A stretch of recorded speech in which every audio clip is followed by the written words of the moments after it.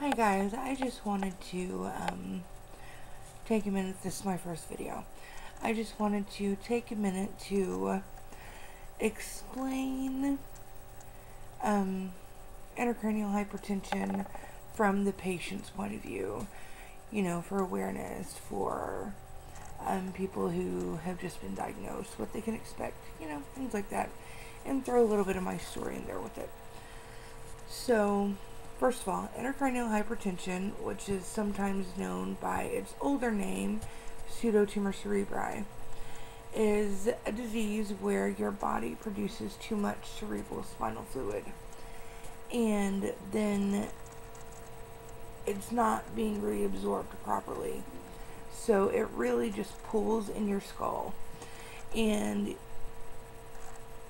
since skull is bone, it doesn't expand. So it puts all this pressure on your brain. And I mean, the old name alone, pseudotumor cerebri, that literally means fake brain tumor, because you show all the signs and symptoms of a brain tumor, but you don't have a tumor.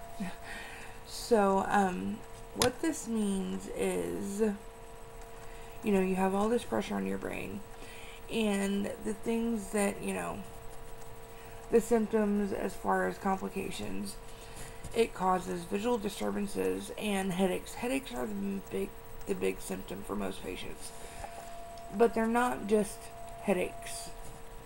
The best way I've ever described it is, think of the worst migraine in your entire life, and then multiply that by 100. That's what a pressure headache feels like. And it doesn't get relieved by, Tylenol, aspirin, whatever. I mean, most of us are on heavy duty narcotics, and we're still in pain.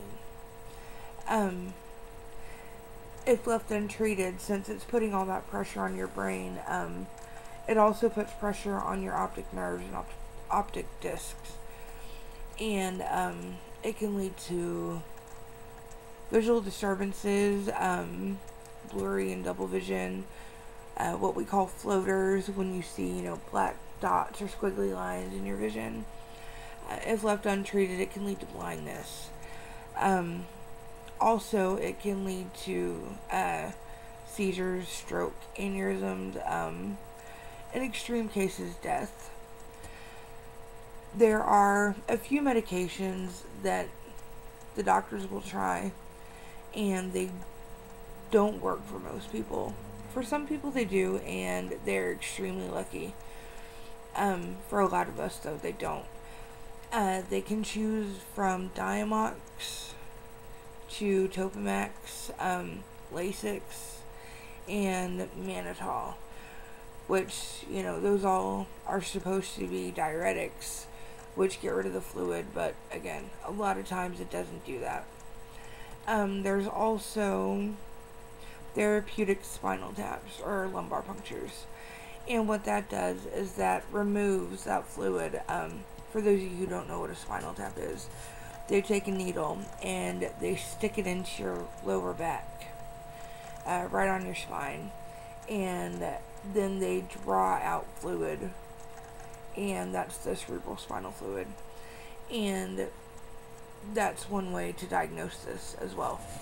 But that relieves, a lot of the pressure, but you're constantly making more CSF throughout the day, and so it builds back up again extremely fast. So at most, an LP, could give you a week of relief, but like I said, it's continually producing more, your body is, so the pressure just keeps going back up. Also, from repeated spinal taps, you could have a lot more complications from that. And, I know people who get them every week because, the pressure gets so bad again. And they're therapeutic for a time being. They can also put in a shunt, which it either goes into your spine or your brain. And what that does is that takes the excess spinal fluid, and there's a tube that runs down your body, and it releases it somewhere in the abdomen. I have a VP shunt, which is the one in your brain. That's why my hair's so short right now, because I just had my 5th brain surgery about 2 months ago.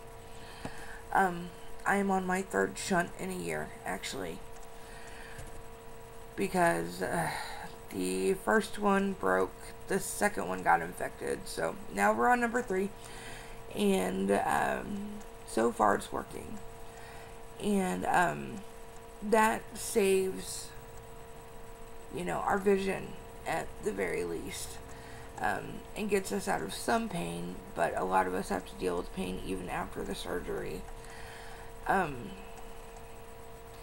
Now to go in just, some general thoughts I have on being chronically ill. Idiopathic means that there is no known cause. There's no reason for this to happen. It just happens. And unless there's trauma associated to the head, most times IH is idiopathic. And so, doctors don't know why this has happened, or what has caused it. There is no cure. This is a lifelong thing, and a lot of times there's not a lot of hope. Having a rare, incurable disease is very isolating. People, they try, some people, they try to understand and be sympathetic, and, the thought is nice, and we appreciate it, but unless you have dealt with this firsthand, you cannot imagine what we go through on a day-to-day basis. The pain alone is horrible, and, I've laid in bed and cried and just begged God to take me home because the pain has been so bad. I get angry at everybody, at myself, because, nothing can be done, and I get mad. I miss the person I used to be before I got diagnosed, and, I miss the things I was able to do, and the things that, I took for granted, because I took a lot for granted. And you just feel so alone and scared and hopeless at times. I've ended up in the ER many times. I can't even keep count because the pain has been so bad. And ER doctors, they don't know much. Nobody knows much about this disease, but ER doctors especially, they don't know much about it. I've heard countless stories of people being labeled, drug seekers because of this. They think we just want narcotic pain medicine, and that's not the case. Now, there are those who are just wanting that quick high, but we get labeled so many things. We get labeled drug seekers and being lazy, and the list goes on. And, so little is known about this disease. I hadn't heard about it until I got diagnosed with it, and that's the case for pretty much everybody. And, we want this to be known. We want people to read about it, to learn about it, because, the more people who know, knowledge is power. The more people who know, the easier it would be to get research funded so we could, start trying to find a cure for this disease. We could try to pinpoint what causes it. Now, you can go on the internet and read several things, and it's going to tell you that, only women in their childbearing years who are overweight have this disease, but that's not the case. I know small children with this disease, men, women who don't weigh 100 pounds. IH does not discriminate, and we are made to look so bad, I think, in my opinion, and we are made to feel bad. And I just want people out there to know what it's like in a day for us, Before my surgeries, I couldn't get out of bed. I was in bed for weeks upon weeks upon weeks because I couldn't get up to do anything. Changing elevation just from standing up from sitting down, it's horrible. When I first got diagnosed, just standing up, I would go blind for about 5 seconds just because of all that change. And after it was a relief to find out that something was wrong, because we had looked for 2 months trying to get a doctor to figure out what was wrong with me, and nobody had a clue. And when they finally figured it out, it was a big relief in a way, because now we had a name for it. And even after I got diagnosed, I didn't want to accept it for a few months, actually. And I disregarded it. I didn't think about it, because nobody wants to be sick. And I didn't take it seriously. But, I almost went blind. I lost all my vision in my right eye, and most of it in my left. And it wasn't until after I got my first shunt put in that it came back it's not back all the way. As a result of letting this go, I have permanent double and blurry vision. And I don't know, like I said, I just wanted to raise a little bit of awareness if possible. I want to let the younger people and the newly diagnosed know that they're not alone. And this is a horrible, horrible disease, but there are people that you can reach out to that will listen and who will understand.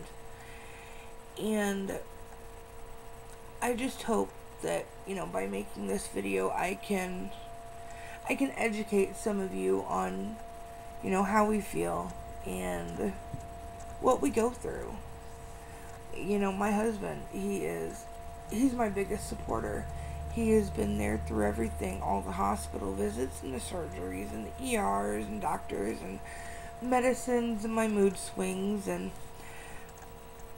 he's great. But, at the end of the day, he has no idea still what I'm going through.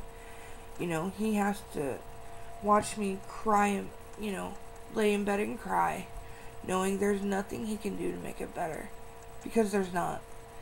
And like I said, this is a very isolating and lonely disease that will make you very, very mad. But like I said, there are people out there who will listen and who will understand and who will support you. And so just all you guys going through this out there, don't give up. It took me, I didn't think I would ever get my vision back. I didn't think I would ever be out of the amount of pain I was in. And, 4 surgeries within 2 months, 3 months. It was rough. I told my husband, I pray to God that this one is successful, because I physically can't do this anymore. And which he understood.